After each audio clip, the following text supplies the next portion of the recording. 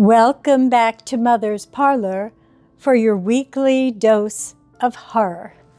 Tonight, we're delving into The Cats of Ulthar by H.P. Lovecraft, published in 1920. Are you ready for a haunting fable of cruelty and cosmic justice? Let's go. It is said that in Ulthar, which lies beyond the river Sky, no man may kill a cat, and this I can verily believe as I gaze upon him who sitteth purring before the fire. For the cat is cryptic, and close to strange things which men cannot see. He is the soul of antique Egyptus, and bearer of tales from forgotten cities in Meroe and Ophir. He is the kin of jungle's lords and heir to the secrets of hoary and sinister Africa. The Sphinx is his cousin, and he speaks her language, but he is more ancient than the Sphinx, and remembers that which she hath forgotten. In Ulthar, before ever the burgesses forbade the killing of cats, there dwelt an old cotter and his wife who delighted to trap and slay the cats of their neighbors. Why they did this I know not, save that many hate the voice of the cat in the night, and take it ill that cats should run stealthily about yards and gardens at twilight. But whatever the reason, this old man and woman took pleasure in trapping and slaying every cat which came near to their hovel. And from some of the sounds heard after dark, many villagers fancied that the manner of slaying was exceedingly peculiar.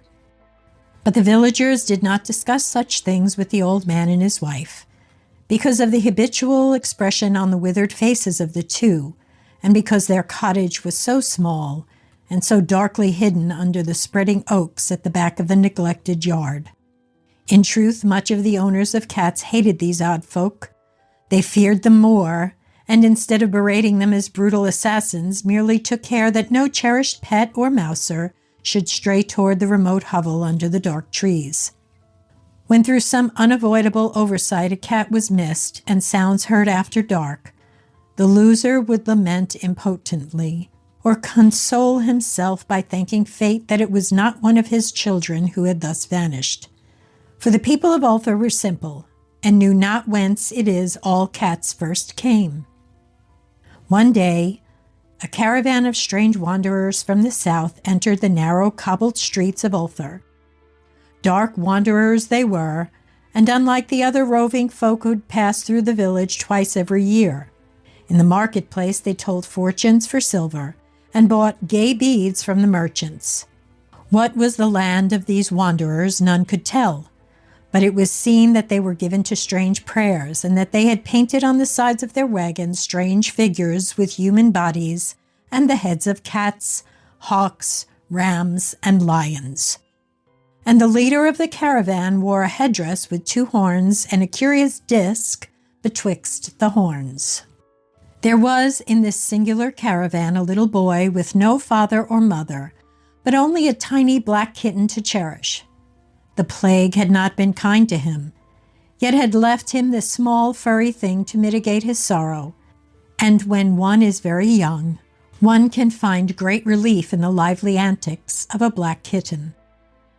So the boy, whom the dark people called Menez, smiled more often than he wept as he sat playing with his graceful kitten on the steps of an oddly painted wagon. On the third morning of the wanderer's stay in Ulthar, Menez could not find his kitten, and as he sobbed aloud in the marketplace, certain villagers told him of the old man and his wife, and of the sounds heard in the night. And when he heard these things, his sobbing gave place to meditation, and finally to prayer. He stretched out his arms toward the sun and prayed in a tongue no villager could understand, though indeed the villagers did not try very hard to understand, since their attention was mostly taken up by the sky and the odd shapes the clouds were assuming.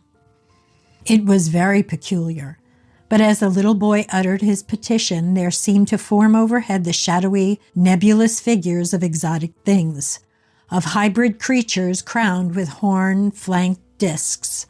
Nature is full of such illusions to impress the imaginative. That night the wanderers left Ulthar and were never seen again. And the householders were troubled when they noticed that in all the village there was not a cat to be found. From each hearth the familiar cat had vanished. Cats large and small, black, gray, striped, yellow, and white. Old Cranen, the Burgeon Master, swore that the dark folk had taken the cats away in revenge for the killing of Manessa's kitten, and cursed the caravan and the little boy. But Neith, the lean notary, declared that the old cotter and his wife were more likely persons to suspect, for their hatred of cats was notorious and increasingly bold.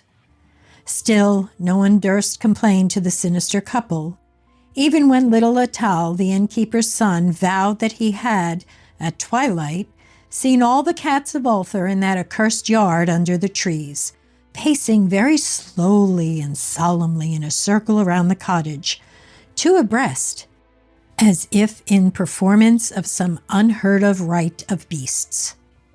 The villagers did not know how much to believe from so small a boy, and though they feared that the evil pair had charmed the cats to their death, they preferred not to chide the old cotter till they met him outside his dark and repellent yard. So Ulthar went to sleep in vain anger, and when the people awakened at dawn, behold, every cat was back at his accustomed hearth. Large and small, black, gray, striped, yellow, and white, none was missing. Very sleek and fat did the cats appear, and sonorous with purring content. The citizens talked with one another of the affair and marveled not a little. Old Cranen again insisted that it was the dark folk who had taken them, since cats did not return alive from the cottage of the ancient man and his wife. But all agreed on one thing, that the refusal of all the cats to eat their portions of meat or drink their saucers of milk was exceedingly curious.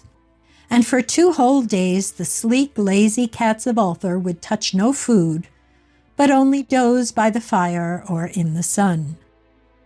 It was fully a week before the villagers noticed that no lights were appearing at dusk in the windows of the cottage under the trees. Then the lean Neith remarked that no one had seen the old man or his wife since the night the cats were away. In another week, the burgomaster decided to overcome his fears and call at the strangely silent dwelling as a matter of duty, though in doing so he was careful to take with him Shang the blacksmith and Thul the cutter of stone as witnesses.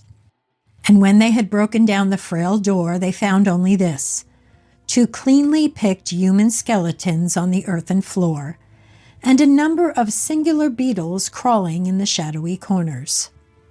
There was subsequently much talk among the burgesses of Ulthar.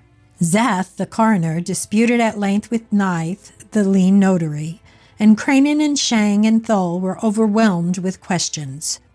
Even little Atal, the innkeeper's son, was closely questioned and given a sweetmeat as reward.